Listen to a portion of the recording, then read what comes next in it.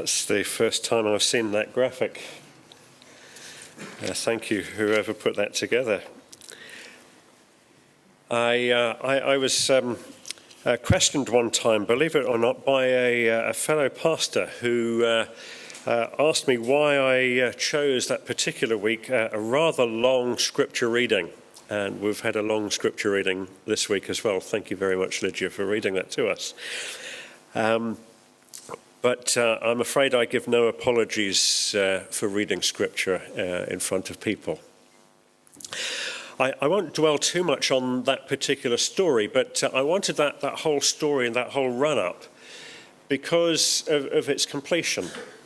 You see, it started off by God saying, inspiring these men, go and proclaim this. And nothing would stop them, even the threats of man, even the threat of being put into prison. Nothing would stop them. So today, our sequence of the un-something worshipper is the unstoppable worshipper. And don't worry, I won't be preaching long into the afternoon. You will notice that I will stop at some point. I'm not going to be an unstoppable preacher. The year was 1744, and in an upstairs room in a church, a gathering of about 100 people was taking place.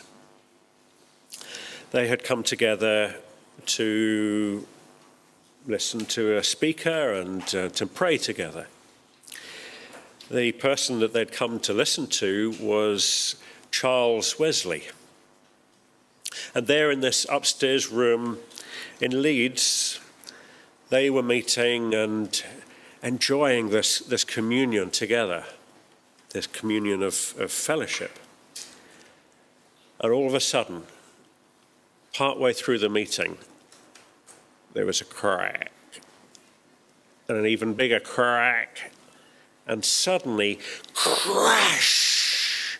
The whole floor caved in.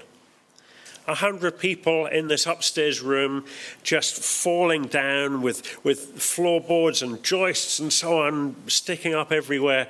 The whole lot came crumbling down.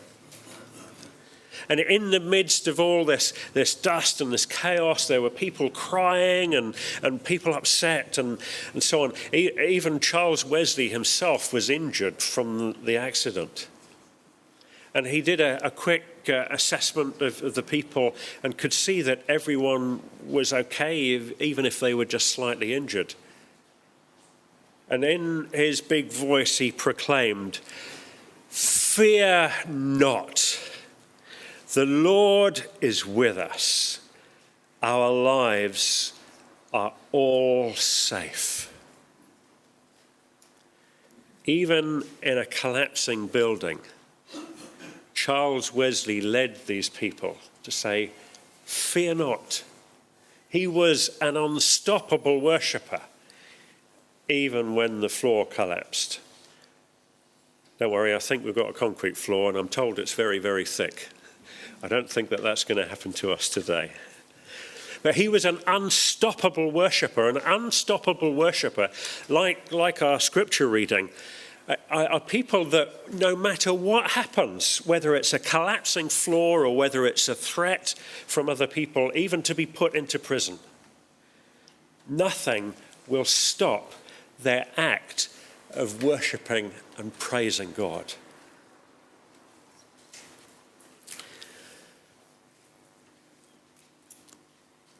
There is a German theologian.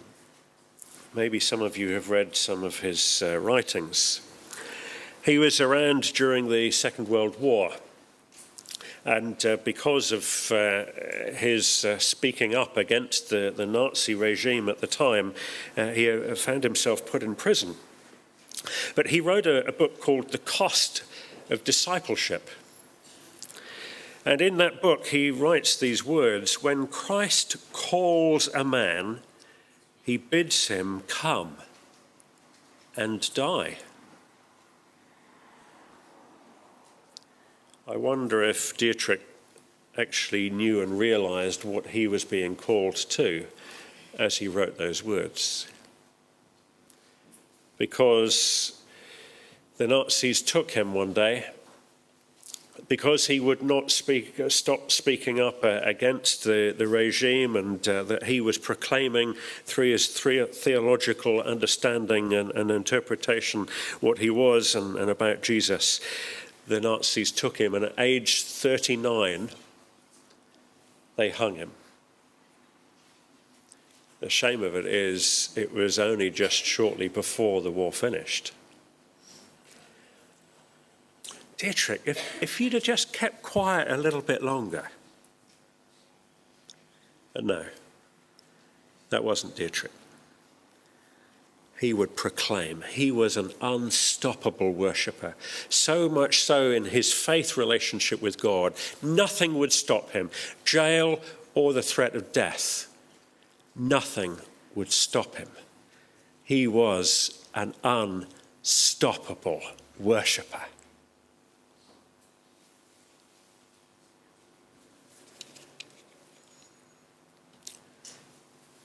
We heard the story of David and Goliath. Yeah, I'm looking at the younger ones. It's warm in here today, isn't it? I asked one or two people if it was all right if, before I come up to preach, if I take off my jacket. And someone said, well, you've taken off your shirt in front of us, so maybe your jacket's okay. So anyway, I won't be taking off my shirt today. But you've heard the story of David and Goliath? Yeah? And we kind of tell the story as though it's a young boy, David. And how big is Goliath? How big is Goliath? He's massive, is he? I like that. That's a great word. Let's give the emphasis as well. He was massive. He was really tall. 9 feet or something he was tall. He was a big guy. I mean, he was probably, well, I'll get into trouble, but he was about this tall. Well, might even be slightly taller. He was, what was the word? Massive. He was massive. And what was David like? David was a young lad, a young man. I won't go through the whole story, but if I can find my bookmark quick enough, in 1 Samuel chapter 17, we have the whole story, and maybe you want to go home, young ones, and read that whole story again.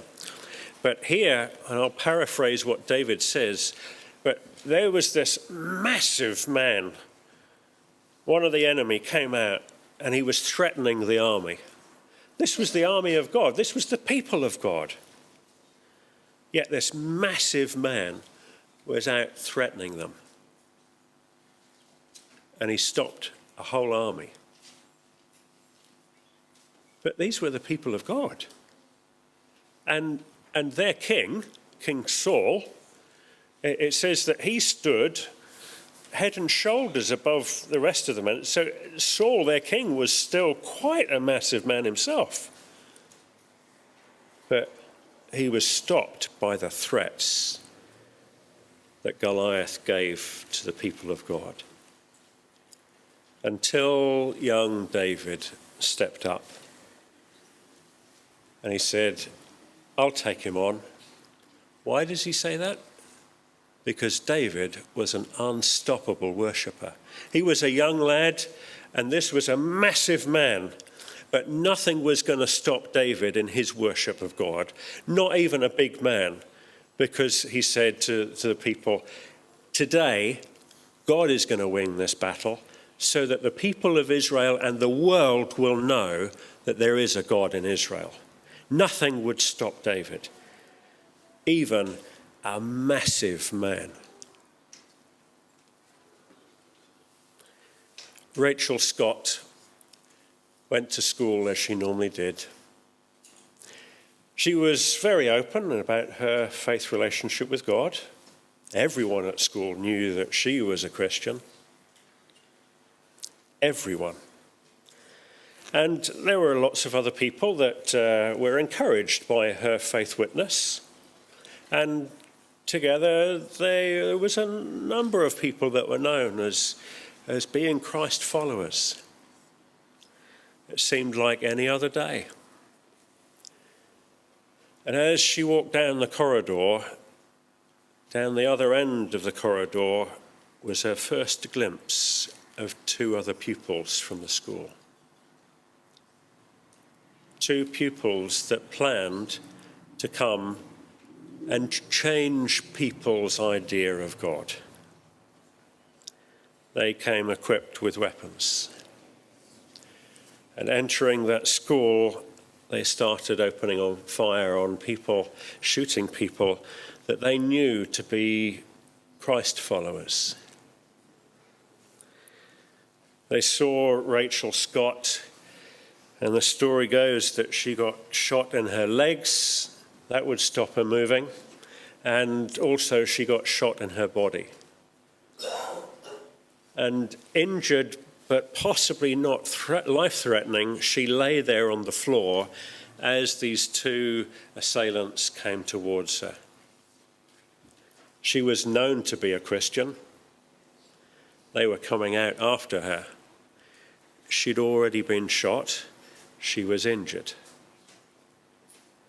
She could have kept quiet, couldn't she? These guys looked at her, and probably knowing what she was going to say, but trying to get her to say something different, they pointed a gun at her head and said, "Do you believe in God?" And injured, looking up at these men, these guys, she simply said, "You know I do." And then they said, "Then go be with him." And they shot her through the head. She could have kept quiet, couldn't she? Just like the guys in the scripture reading story, they could have kept quiet, hadn't they? Couldn't they? Just keep out of trouble. People won't persecute you then. Keep your head low. Keep quiet for a bit. Dietrich, why did you be so public? You could have carried on writing. You could have lived longer. But each one of these people were unstoppable worshippers. No threat whatsoever, imprisonment or even to the point of death, would stop them from worshipping God. Are we ready to be unstoppable worshippers? That the threats that people at work or at uni or at school, what can they do to us anyway? Sticks and stones may break my bones, but words will never hurt me, but they do. Well, what about the ultimate example?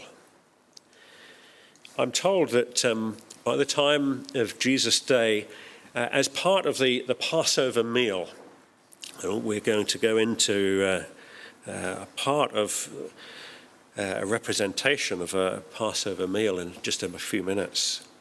But a part of the Passover meal, they would sing a song at the end.